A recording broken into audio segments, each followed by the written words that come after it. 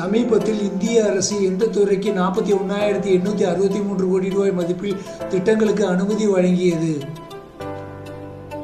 ஏ. வேளாண்மை, பி. மின்னணு கூறுகள் உற்பத்தி, சி. போக்குவரத்து திட்டம், டி. சுற்றுலா வளர்ச்சி. சரியான விடை பி. மின்னணு கூறுகள் உற்பத்தி. இந்தியாவில் வரும் ஜனவரியில் நடத்தப்போகும் முக்கிய கலாச்சார விழா இது? A. Taj Mahal inspect, B. Udaipur international story telling festival, C. Chennai carnival, D. Kumbh Mela. சரியான விடை B. Udaipur international story telling festival. இந்திய பில்லியன் பட்ஜெட் தொடர்பான எந்த கருத்து கணிப்பு இப்போது நடைபெற்று வருகிறது? ஏ. பொருளாதார நிலைமைகள், பி. தொழிலாளர்களின் சோதனை, சி. போக்குவரத்து மேம்பாடு, டி. வரி குறைப்பு மற்றும் பாதுகாப்பு செலவு எதிர்பார்ப்பு. சரியான விடை டி. வரி குறைப்பு மற்றும் பாதுகாப்பு செலவு எதிர்பார்ப்பு. உயிரியல் பாதுகாப்பு மற்றும் சுற்றுச்சூழல் காரணமாக பறிமுதல் செய்யப்பட்ட பொருள் எது? ஏ. பொருளாதார சாதனங்கள், பி. தடைப்பட்ட ஒருமுறை பயன்பாட்டு பிளாஸ்டிக், சி. வாகனங்கள், டி. சட்டவிரோத மதுப்புட்டிகள். சரியான விடை பி. தடைப்பட்ட ஒருமுறை பயன்பாட்டு பிளாஸ்டிக். சமீபத்தில் இந்திய அரசு எத்தனை கோடி ரூபாய் மதிப்பிலான திட்டங்களுக்கு அனுமதி வழங்கியுள்ளது? ஏ. 25,000 கோடி, பி. 30,500 கோடி, சி. 41,863 கோடி, டி. 50,000 கோடி. சரியான விடை சி. 41,863 கோடி ரூபாய். 2026 ஜனவரியில் இந்தியாவில் நடைபெற உள்ள சர்வதேச கதை சொல்லல் விழா எந்த நகரத்தில் நடைபெறுகிறது? A. Jaipur, B. Udaipur, C. Bhopal, D. Jodhpur. சரியான விடை பி. உதய்பூர். 2026 மத்திய பட்ஜெட்டில் மக்கள் அதிகமாக எதிர்பார்க்கும் முக்கிய அம்சங்கள் எவை என பொருளாதார ஆய்வுகள் தெரிவிக்கின்றன? ஏ. கல்வி கட்டணம் உயர்வு, பி. வரி உயர்வு, சி. வரி குறைப்பு மற்றும் பாதுகாப்பு செலவு உயர்வு, டி. பொதுத்துறை தனியார் மயமாக்கல். சரியான விடை சி. வரி குறைப்பு மற்றும் பாதுகாப்பு செலவு உயர்வு. இந்தியாவின் மின்னணு துறை வளர்ச்சிக்கு மேற்கொள்ளப்பட்ட இந்த சமீபத்திய நடவடிக்கை எந்த இலக்கை நோக்கமாக கொண்டது? ஏ. இறக்குமதி அதிகரிப்பு, பி. வேலைவாய்ப்பு குறைப்பு, சி. உள்நாட்டு உற்பத்தி அதிகரிப்பு, டி. வெளிநாட்டு நிறுவனங்களுக்கு மட்டுமே அனுமதி. சரியான விடை சி. உள்நாட்டு உற்பத்தி அதிகரிப்பு. இந்த வாரம் உலகளாவிய முக்கிய தொழில்துறை மற்றும் கண்காட்சி நிகழ்ச்சி எங்கு நடைபெற உள்ளது? ஏ. புவனேஸ்வர் கடல் கண்காட்சி, B. Bhubaneswar mining and infra expo, C. Dubai உலக பொழுதுபோக்கு விழா, டி. லண்டன் உலக தொழில்நுட்ப மாநாடு. சரியான விடை B. Bhubaneswar mining and infra expo. India மனிதாபிமான உதவி மறுசீரமைப்பு தொகுப்பை எந்த நாட்டுக்கு சமீபத்தில் அறிவித்துள்ளது? ஏ. பாகிஸ்தான், பி. பங்களாதேசம், சி. ஸ்ரீலங்கா, டி. நேபாளம். சரியான விடை C. Sri Lanka. Dear teachers and professors, don't feel trouble for typing your school question papers and study materials. We provide online DTP services for reducing your hard work in Hindi, Tamil, Malayalam, and English languages in your favorite fonts, like public exam question papers to make our students feel appear in public exams, and relief from headache, back pain, and eye pain. After contacting us, you no need suffer. Feel relaxed, comfortable, and no pain. Now you can spend time with your family. Now everything through online. Feel comfortable and relax. Okay. Get ready for ply your orders. Talk to us. Sri Lakshmi Graphics. WhatsApp number +91 97916242262. Email srilakshmi@gmail.com. Thank you for watching this advertisement. 27 December 2025 அன்று எந்த இந்திய வீராங்கனை உலகில் 2வது இளம் பெண்ணாக sketch பயணத்தை முடித்தார்? A. Abhinaya Devan, B. Kamya Karthikeyan, C. Saisha Reddy, D. நித்யாமூர்த்தி.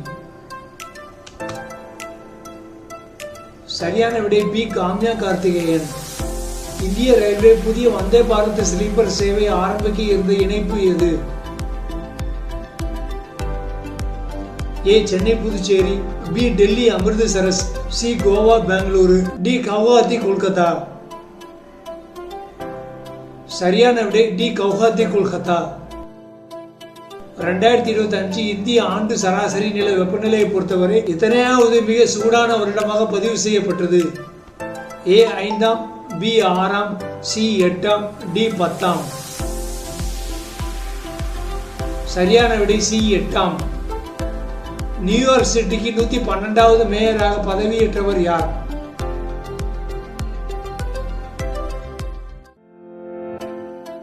A Eric Adams, B Zohran Mamdani, C Alexander Smith, D Michael Parker. சரியான விடை டி ஜோஹன் மம்தனி. யூரோசானுக்கு 21வது உறுப்பினராக சேர்ந்த நாடு எது?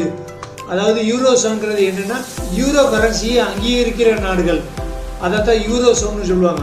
அதில் 21வது உறுப்பினராக சேர்ந்த நாடு எதுன்னா A Romania, B Poland, C Bulgaria, D Hungary. சரியான விடை சி பல்கேரியா.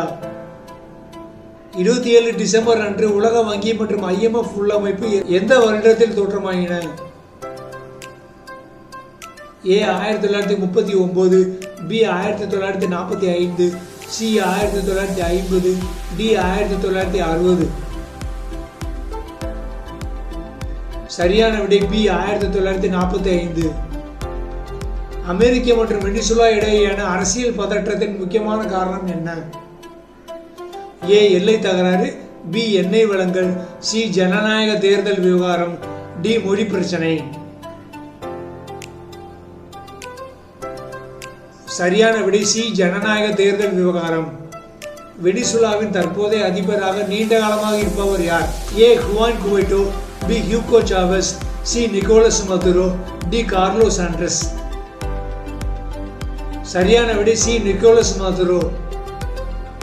அமெரிக்கா வெனிசுலாவிற்கு விதித்த முக்கியமான பொருளாதார தடைகள் எந்த துறையை அதிகம் பாதித்தன? ஏ வேளாண்மை, பி தகவல் தொழில்நுட்பம், சி எண்ணெய் மற்றும் எரிவாயு, டி சுற்றுலா. சரியான விடை சி எண்ணெய் மற்றும் எரிவாயு. அமெரிக்கா எந்த எதிர்க்கட்சி தலைவரை வெனிசுலாவின் இடைநிலை அதிபர் என அங்கீகரித்தது? A Nicolas Maduro, B Hugo Chavez, C Juan Guaido, D Diosdado Cabello. சரியான விடை சி ஹுவான் குவைடோ.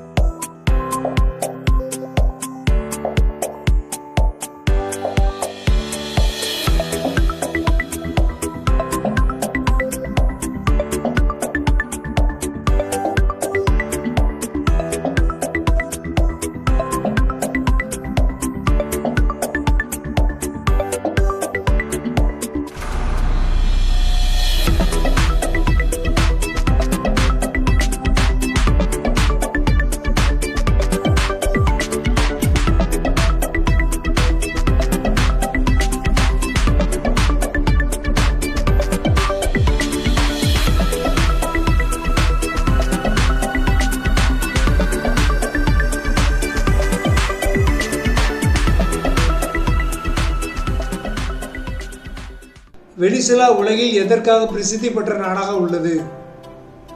ஏ தங்கச் சுரங்கங்கள், பி மிகப்பெரிய எண்ணெய் கையிருப்பு, சி வைரம் உற்பத்தி, டி அணு தொழில்நுட்பம். சரியான விடை பி மிகப்பெரிய எண்ணெய் கையிருப்பு. வெனிசுலா எந்த கண்டத்தில் அமைந்துள்ளது? ஏ வட அமெரிக்கா, பி ஐரோப்பா, சி தென் அமெரிக்கா, டி ஆப்பிரிக்கா. சரியான விடை சி தென் அமெரிக்கா. அமெரிக்காவின் வெனிசுலா கொள்கையில் சமீப காலங்களில் காணப்படும் மாற்றம் இது? ஏ முழுமையான போர் அறிவிப்பு, பி அனைத்து தடைகளும் நிரந்தரமாக நீக்கம், சி எண்ணெய் தேவைக்காக சில தடைகளில் தளர்வு, டி தூதரக உறவு முற்றிலும் துண்டிப்பு. சரியான விடை சி எண்ணெய் தேவைக்காக சில தடைகளில் தளர்வு. அமெரிக்கா வெனிசுலா உறவில் மனித உரிமைகள் தொடர்பாக அதிகம் பேசப்படும் பிரச்சனை எது? ஏ குழந்தை தொழிலாளர், பி கருத்து சுதந்திரம் மற்றும் அரசியல் கைது, சி மத சுதந்திரம், டி இன வேறுபாடு. சரியான விடை பி கருத்து சுதந்திரம் மற்றும் அரசியல் கைது. சமீபத்திய 5G சேவை இந்தியாவில் முதல் முறையாக எந்த நகரங்களில் தொடங்கப்பட்டது? ஏ சென்னை மற்றும் கல்கத்தா, பி மும்பை மற்றும் டெல்லி, சி பெங்களூரு மற்றும் ஹைதராபாத், டி புதுடெல்லி மற்றும் சென்னை. சரியான விடை பி மும்பை மற்றும் டெல்லி. சமீபத்தில் இந்திய நிறுவனமான ISRO எந்த புதிய தொழில்நுட்ப சாதனத்தை விண்ணில் அனுப்பியுள்ளது? A communication satellite, B earth observation satellite, C navigation satellite, D weather satellite. சரியான விடை பி எர்த் அப்சர்வேஷன் சேட்டலைட். இந்தியாவில் சமீபத்தில் தொடங்கிய டிஜிட்டல் இந்தியா திட்டத்தின் முக்கிய நோக்கம் என்ன? ஏ நாட்டில் மின்சாரம் வழங்கல், பி அரசியல் நடவடிக்கைகளை மேம்படுத்துதல், சி அரசாங்க சேவைகளை டிஜிட்டல் மூலம் எளிதாக்குதல், டி வேளாண்மை பயிற்சிகள். சரியான விடை அரசாங்க சேவைகளை டிஜிட்டல் மூலம் எளிதாக்குதல். சமீபத்தில் இந்திய அரசு ஏற்கனவே எந்த துறையில் புதிய டிஜிட்டல் சேவைகளை அறிமுகப்படுத்தியுள்ளது? ஏ வேளாண்மை, பி நிதி சேவைகள், சி கல்வி, டி போக்குவரத்து. சரியான விடை பி நிதி சேவைகள். ஓகே நண்பர்கள், இன்னைக்கான போன வார இந்திய மற்றும் உலக அளவிலான ஜிகே கொஸ்டின்ஸ் முடிஞ்சது. இன்னைக்கு நம்ம பார்த்த கொஸ்டின் எல்லாமே டிசம்பர் கடைசி வாரத்துல இருந்து ஜனவரி 3ஆம் தேதி வரையும் நடந்த சம்பவங்கள். அதுக்கப்புறம் போன வாரம் தமிழ்நாட்டில், இந்தியாவில், உலகத்துல நடந்த முக்கியமான சம்பவங்களோட தொகுப்பை ஜிகே கொஸ்டின் ஃபார்மேட்ல கூடிய சீக்கிரம் நாங்கள் அப்லோட் பண்றோம். இந்த நிகழ்ச்சி உங்களுக்கு ரொம்ப பிடிச்சிருக்கும்னு நினைக்கிறேன். பிடிச்சிருந்தா லைக் பண்ணுங்க, உங்க கருத்துக்களை கமெண்ட் பாக்ஸ்ல எழுதுங்க. நம்ம SLM education YouTube channel subscribe பண்ணுங்க, பக்கத்துல உள்ள பெல் ஐக்கனை கிளிக் பண்ணுங்க. மறக்காம மத்திய மாநில அரசு தேர்வுகளுக்கு படிக்கிற மாணவர்களுக்கு நம்ம யூடியூப் சேனல் பத்தி ரெக்கமெண்ட் பண்ணுங்க. நம்ம யூடியூப் சேனலுக்கான லிங்கை நீங்க ஷேர் பண்ணுங்க. நீங்க தொடர்ந்து கொடுக்க போற அந்த ஆதரவுல தான் நம்ம சேனல் மிக அதிகமாக வளர வாய்ப்பு இருக்கு. இன்னைக்கான கொஸ்டின்கள் உங்களுக்கு ரொம்ப யூஸ்ஃபுல்லா இருக்கும்னு நினைக்கிறேன். மீண்டும் இதே மாதிரி நிகழ்ச்சியில் சந்திப்போம். Bye friends.